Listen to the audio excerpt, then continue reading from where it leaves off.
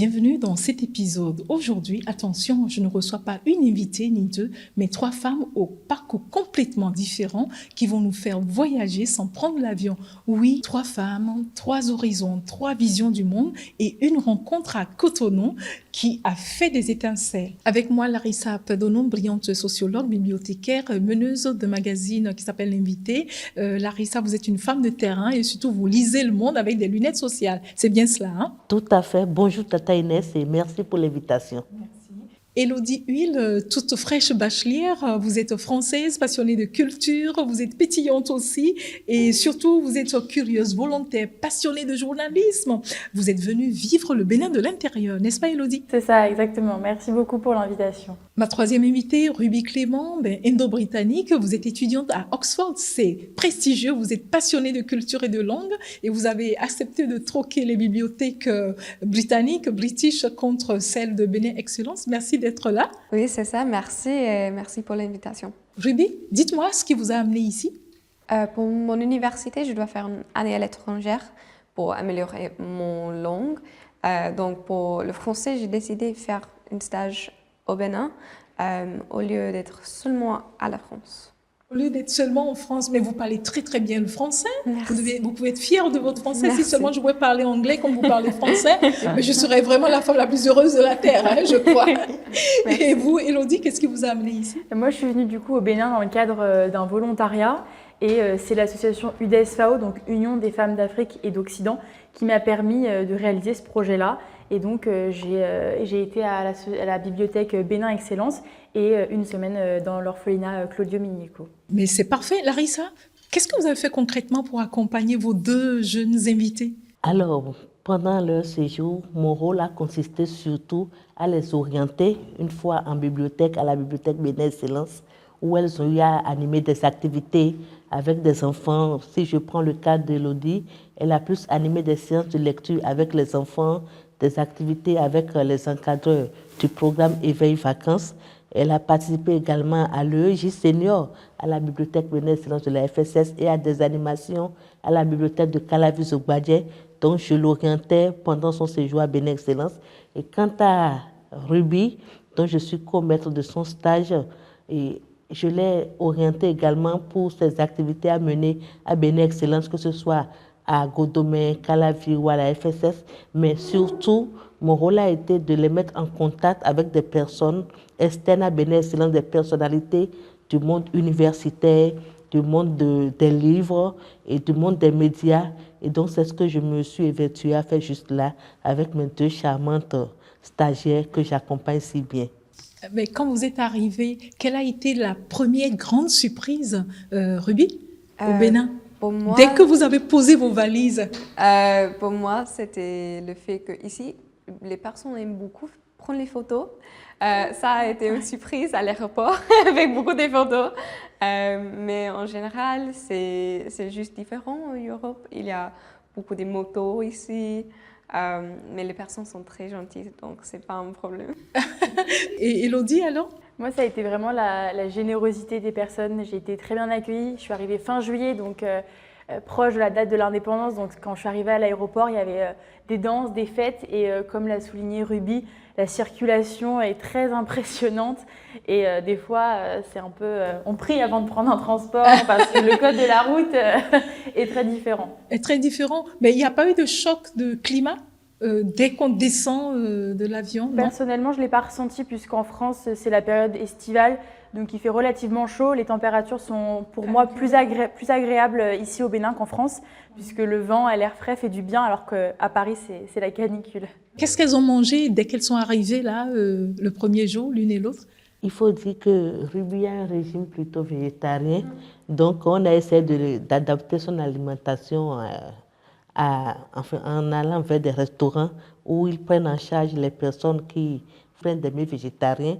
Donc c'est ce qu'on a fait juste là. Mais également, elle est une bonne cuisinière parce qu'à un moment donné, elle a décidé quand même de faire le marché et de faire la cuisine à sa convenance. Et c'est ce qu'elle a fait juste là. Très souvent, elle prépare, elle cuisine et je pense que c'est parfait.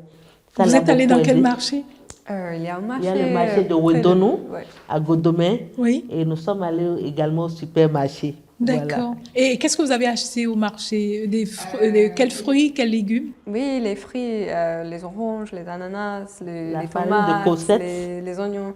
J'aime beaucoup le fait que les oignons et les oranges sont du Bénin. Il faut dire que Ruby a préparé la pâte, qu'elle a mangé la pâte de courgettes, qu'elle a préparée, elle a mangé. La fille de Larissa. Voilà. Pas toute seule.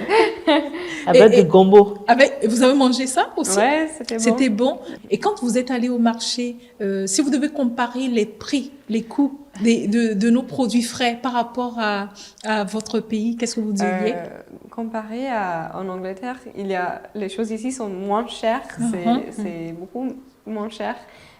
Mais je dois avoir l'aide de mon chauffeur ou de Larissa ou quelqu'un qui est du Bénin pour négocier les prix. Oui, pour Parce négocier que pour les prix. autres étrangers, ils sont un peu plus hauts. Et vous vivez dans quelle ville en Angleterre? J'habite en Bournemouth, mais quand je suis à l'université, je suis en Oxford. Ah oui, voilà. Mais et donc là-bas, vous ne négociez pas les prix, hein? Quand Non, on dit que c'est un prix, c'est un supermarché. Non.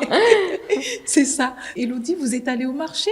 Oui, j'ai visité des marchés locaux, près de la bibliothèque Bénin Excellence. Et récemment, j'ai fait le marché de Missebo. Qu'est-ce que vous êtes allé chercher à Missebo? Pour le visiter, et le marché de Dangtopa. De Voilà. Dangtopa, ouais. Et j'ai fait le dimanche parce qu'on m'a dit qu'il était très bruyant et que voilà, c'était impressionnant. Et c'est le cas. Qu'est-ce qui vous a marqué au marché d'Antopa? Cette vie où tout le monde... les marchés en France sont très structurés, il y a les allées, retours. Comme le nouveau marché en ça. fait. Ouais. Alors que là, c'est tout, voilà, tout est négocié, on nous prend par le bras, on nous attrape, on nous colle pour aller dans tel store. Donc c'est vrai que c'est impressionnant. Et on dit waho, waho, waho. C'est ça. Ben, super. Vous travaillez toutes les trois dans l'univers de la lecture, on va Bien dire. Est-ce sûr, que vous bien pouvez sûr. me dire, est-ce que vous ne pensez pas que lire aujourd'hui est devenu un peu ringard en 2025-2026? C'est vrai qu'aujourd'hui, il est plus difficile d'aller prendre un livre plutôt que d'aller. C'est plus simple d'aller sur son téléphone. Maintenant, je pense que c'est très personnel. Moi, personnellement, j'ai du mal à aller vers un livre. Mais par contre, des fois, j'aime bien aller lire des témoignages, des choses qui pour moi sont plus réelles et qui sont ici figure d'instruction. Et je pense que aussi la lecture est beaucoup instruite à l'école, et ce qui est aussi très important et qui aide justement les jeunes à les mettre sur la voie de la lecture. Ruby, est-ce que vous diriez que TikTok tue un peu les bibliothèques? Vous savez, quand on parle de tue l'amour, tue lecture, est-ce qu'on dirait que TikTok est un tue bibliothèque? Je pense que pour moi, avec la littérature, j'ai vu que sur TikTok, il y a une vouloir d'être le livre qui est le plus viral. Donc, la qualité de la littérature qui est sur TikTok n'est pas toujours les meilleurs livres, selon moi, mais je pense que pour les personnes qui veulent lire les choses, on a toujours les bibliothèques. Donc. C'est ça, c'est ça. Et vous partagez le même avis. Est-ce que ça vous arrive de consulter un mot dans le dictionnaire encore, dictionnaire physique? Bien sûr, au moins une fois par semaine. Et moi, je dis que même si les réseaux sociaux envahissent l'univers aujourd'hui, le livre physique a toujours sa place. Moi, je tiens à la lecture et du livre physique. C'est très important selon moi. Quel plaisir ça vous apporte de lire physiquement? Moi, j'aime personnellement faire des fiches de lecture. Et c'est avec un de mes professeurs que j'ai commencé depuis la classe de seconde. Et l'habitude m'est restée jusqu'à aujourd'hui. Donc, je suis habituée. Je ne sais pas si je pourrai laisser un jour. Oui, mais quel plaisir ça vous procure Ça me de procure. lire physiquement que de lire sur un téléphone ou sur Ça me un écran? procure beaucoup de plaisir parce que quand je vais sur ordinateur, par exemple, quand je lis pendant 30 minutes, j'ai mal aux yeux, D'accord. j'ai mal à la tête. Mais par contre, quand je prends le livre, je peux même finir un livre en une journée. Oui, et puis il y a le contact physique, Bien le sûr. plaisir de tourner, de Et feuilleter ça les me pages. permet de noter au fur et à mesure Oui. pour faire ma fiche de lecture. Je tiens vraiment à ça. Alors, Larissa, si vous étiez un livre, lequel seriez-vous? J'avoue que j'aime beaucoup les livres et je n'ai pas de préférence, mais par contre, j'aime les livres où il y a beaucoup d'humour. Quand je prends La secrétaire particulière, par exemple, De Jean Pliat? de Jean Pliat, il m'arrive d'imiter des rôles et peut-être des rôles que d'autres n'auraient pas voulu, par exemple le rôle de la secrétaire particulière. Et si vous devez imiter, qu'est-ce que Mais vous moi, faites? j'aime bien imiter ce rôle, par exemple. Ah oui, vous nous faites une petite démo? S'il vous plaît, allez-y. Larissa, Larissa, Larissa, oui. Alors, on suppose que je vais voir mon patron à son bureau. Oui. Je suppose que Ruby est mon patron, Monsieur Chadas.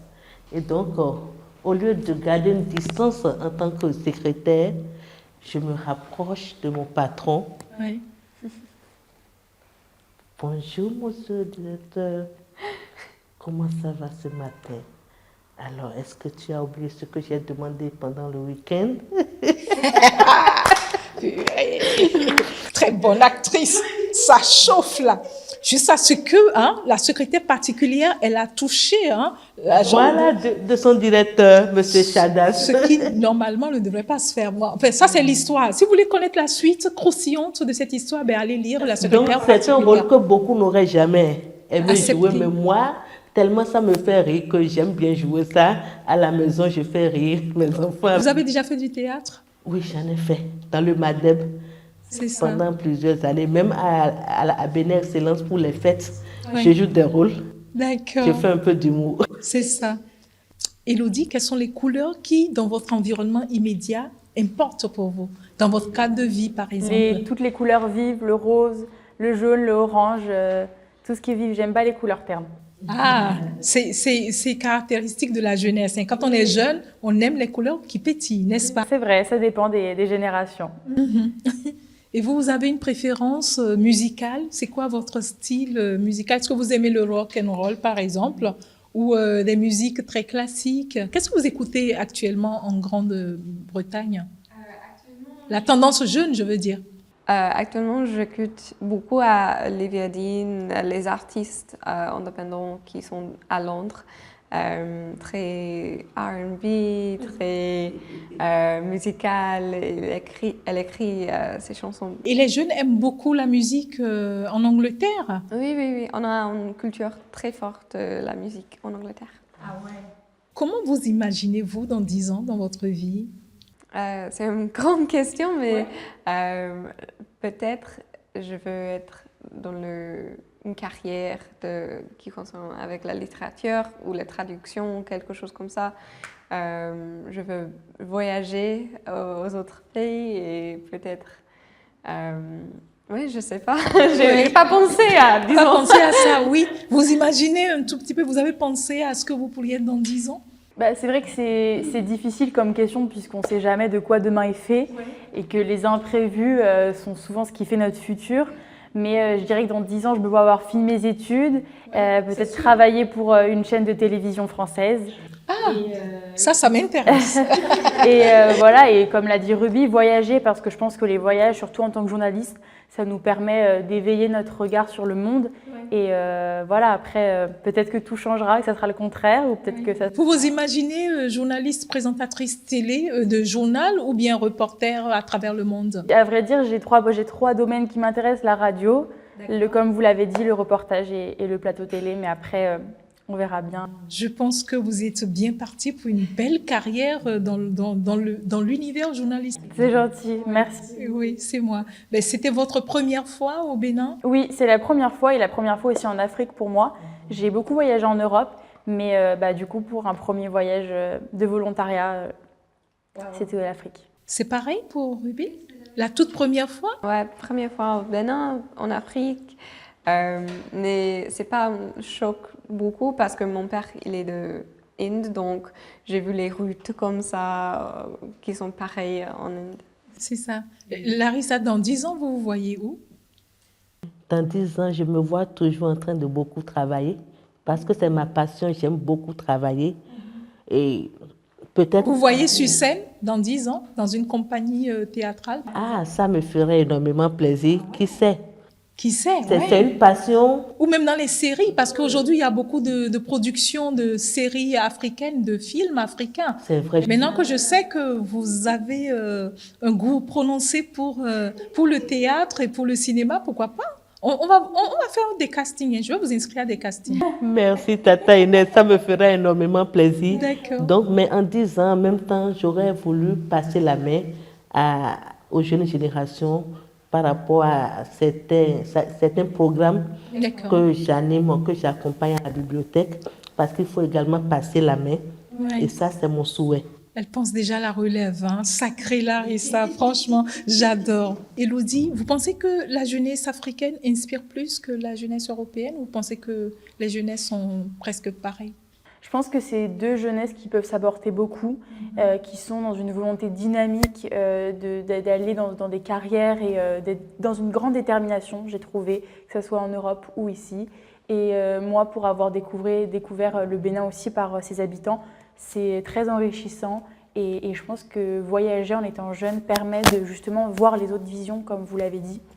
Et après, nous, quand on revient, la transmettre à nos amis, à tout le monde. C'est génial. Qu'est-ce que c'est beau d'avoir 18 ans quand je la regarde. Et vous, Ruby, qu'est-ce que vous retenez de votre passage au Bénin? Je pense que pour moi, c'est juste... Ici, il y a une culture très sociale et je pense que c'est quelque chose qu'on n'a pas beaucoup en Angleterre. Le fait de serrer la main, donner les bisous, les choses comme ça quand on rencontre quelqu'un. Donc ça, cette gentillesse, je pense que je vais prendre ça avec moi en Angleterre. Mais aussi, oui, c'est, comme Elodie a dit, c'est juste voir les autres cultures, voir les autres perspectives. Et je pense que ça m'a aidé beaucoup. Et c'était une bonne expérience. Oui. Mais Larissa, est-ce qu'il y aura un pont culturel entre le Bénin, entre surtout Bénin Excellence et leurs différents univers? Mais bien sûr, il y a déjà ce pont-là qui est établi à travers le partenariat Fondation Vallée et les universités d'Oxford et de Cambridge.